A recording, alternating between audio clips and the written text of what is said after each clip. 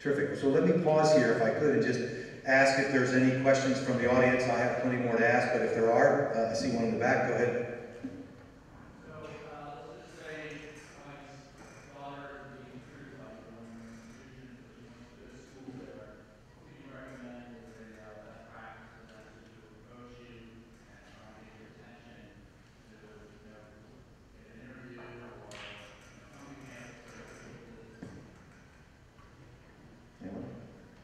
That happens a lot.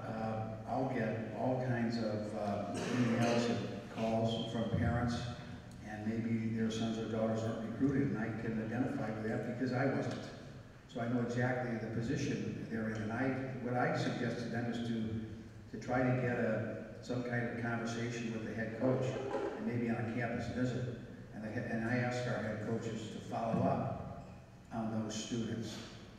If nothing else, maybe to recommend to them if they should come to our school in that program, if they're going to be successful based on that coach's evaluation, or be able to recommend another school where they might better fit. But I think it's always good for a young man or woman who's in high school to get a true evaluation of where they stand. But just because they're recruited does not mean that they're not going to make a team. As I mentioned before, one of the greatest college basketball players in the Philadelphia history did not make his high school team.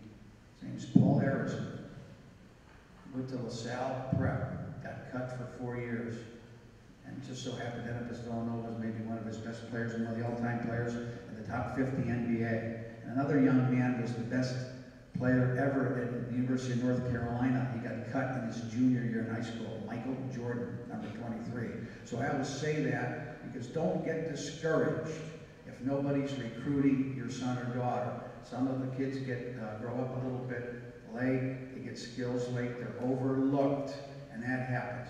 And I'd say kids are definitely making a big mistake if they sit back and just wait for coaches to come to them. If you want to play in college and there are schools that you're interested in, you have to take the responsibility to reach out to those coaches. The easiest way to do that now is through email. You look it up online, you see the coach's email, you send an email and say, look, this is who I am. This is a little bit about me academically, a little bit about me athletically. I'm very interested in your school.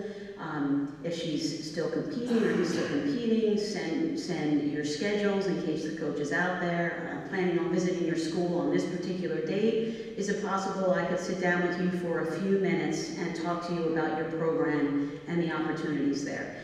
I think it's probably, you don't want to overshoot and ask for an official visit when the coach hasn't seen you play. I mean, those things are usually offered by the coach to the players that they're most seriously recruiting. But certainly to be able to stop by the coach's office, come with questions that you have prepared, things that you want to know. Don't just walk in and not have anything to say. And how you all present yourself to the coaches. You go in, you're confident, you give a good handshake, you look the coach in the eye.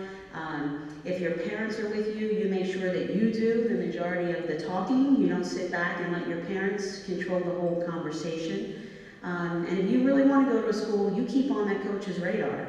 And there'll be many times that we're just, we need 1 or 2 more for the recruiting class, and it's that kid who's in your ear every couple of weeks, sending you an email. I really love Princeton. I've always wanted to go. That type of thing. You're like, hey, this kid really wants to come, and you've seen her play and think she could do it. So definitely, you have to take the initiative. You can't sit back. You're not gonna. Most kids, they're the ones who start the process with coaches rather than the other way around. Chris, I'm going to add one more thing that I forgot. I would absolutely ask her high school coach to make that call to the college coach and to send something to that college coach and promote her. All the intangible things that she might bring to the team if she's on that team. I think that can make the difference. If a high school coach is calling the college coach, that coach is then going to take a special interest because that coach is going to be recruiting some great athletes someday for that high school coach, and is going to pay attention to that. So please ask the high school coach to get involved in connection with the college coach. And I think also as you're being proactive, there's YouTube. There's all kinds of great ways to put some video in front of college coaches nowadays. And instead of just waiting for or hoping that a coach from a college that's of interest to you, that they show up to one of your games over during your high school season or or during the summer.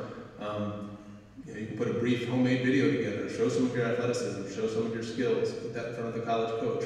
It might not be the be-all and end-all of what the process is about, but along with sort of an academic resume, it could be something that opens a coach's eyes.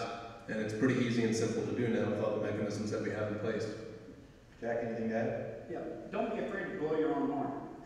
Video is a great situation for us as coaches. I don't have an opportunity to get to that many matches as the coaches sure don't have an opportunity with all the work we're doing to get to see the games that with the there's recruits, hopefully the recruits are participating in. But don't, if I can give you one word of advice on the videos too, don't just show the highlights. Show the things that they need work on. And also put down who they're playing against, because the level of competition is very important for us as coaches too. It's a little bit easier in individual sports than it is the team sports, I understand. But that's the advice I would give you too. And to echo what Chris said, when you do make contact with the athletic department, the coach, don't go in with a hat on, don't slouch down in your chair, don't listen, you know, don't, just be No headphones, I guess, huh? try it. Yeah, it's all part of growing up. These are life lessons you're going to learn. I made my guys learn, not my kids, my guys. And it'll help you in when you go out in business too. Trust me. Don't roll your eyes at your parents when they say something. You're like, you know, we're gonna have to deal with you for 4 years. So we don't want Spoken like a person who's seen it a few times, huh? Other questions from the audience while we're here? Anybody? Go ahead. Thank you. You've talked about what to do. What should you do? Like, what do you have some pointers around avoid, don't do, or just stay away from? We certainly want to make sure that we're receiving contacts from the student athlete himself or herself, and not the parents. And believe it or not, that doesn't always happen. So I would say, avoid, if you're a parent, avoid, managing the process for your son or daughter. It's going to be their college search. It's going to be, their future, their 4 years. It's really important that they invest a lot of themselves in the process. So that's certainly one thing I would say to avoid. Great advice. Realize too that as parents, there's only so much scholarship money out there. It's all not Division I football, men's and women's basketball. We're Olympic sport coaches, and we're limited on the number we have. We have to be very cautious with that. So don't let that bother you either. And to answer a little bit about what you were asking, don't be afraid after the process. You introduce yourself, the coach has contacted you, but you haven't got a definite answer yet. Don't be afraid of saying, Coach, are you really interested in my son or my daughter? Because we're certainly interested in you. But if not, if you can't see them at least walking into the program and getting a fair shot, thank you. What else shouldn't people do? Anything Don't else? force the decision on where your son or daughter goes to school on them. We just got a transfer from a major institution who claimed his father wanted him to go there and he really wanted to go to ours. And then he must have went there with a chip on his shoulder and then ended up right back there. I think it's really important not to project maybe a sport or a school on your son or daughter. Let them make the decision.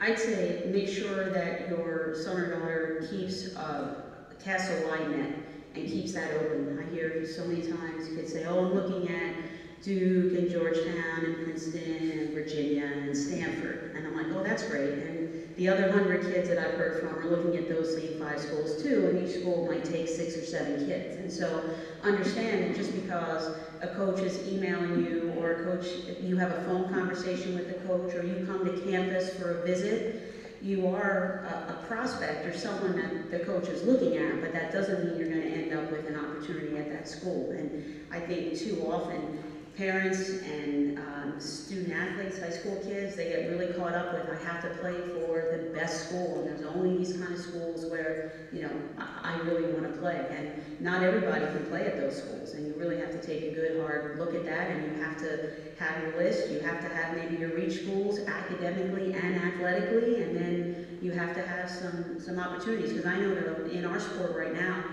at the D1 level, the top recruits are committing in their junior fall, and there are plenty of kids who thought they were going to get offers in their junior fall and were really focused on a set number of schools, and they didn't, and now they're going to have to go and they're going to have to really do some more of their homework. Whereas if they had a wider group of schools to begin with, they might be in a different position.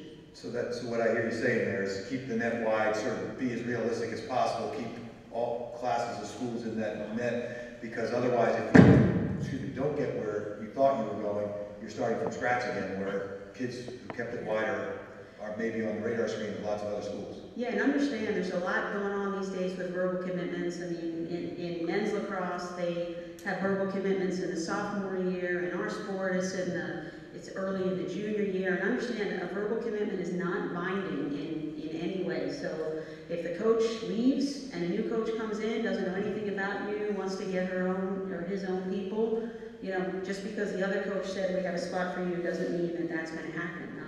You get injured, or you decide not to come. I mean, there are many things that can happen between the time that you verbally commit and you actually sign an NLI or accept an admission offer.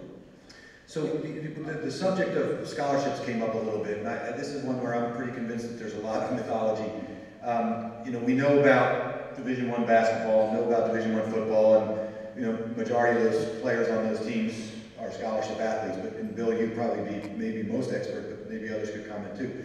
Reality is when you start to look at sports beyond D1 football and D1 basketball, is every kid that's on that team getting a scholarship? Are all the starters getting scholarships? How does that work?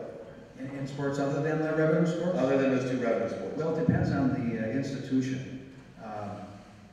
There are a lot of schools who give full scholarships to every sport that they sponsor. It's more than likely at most schools, except for maybe some in the SEC, that there's varying percentages of full athletic grants that you're able to give. So if the maximum a sport can give is 12, it's not likely that every sport who sponsors 20 or 30 sports, and many of the Ivies do, and Ivies don't have grant aids actually, that they're not going to give those. In the revenue sports, I don't know any institutions in Division 1A, football or basketball, don't give the maximum scholarships in women's basketball, men's, and football.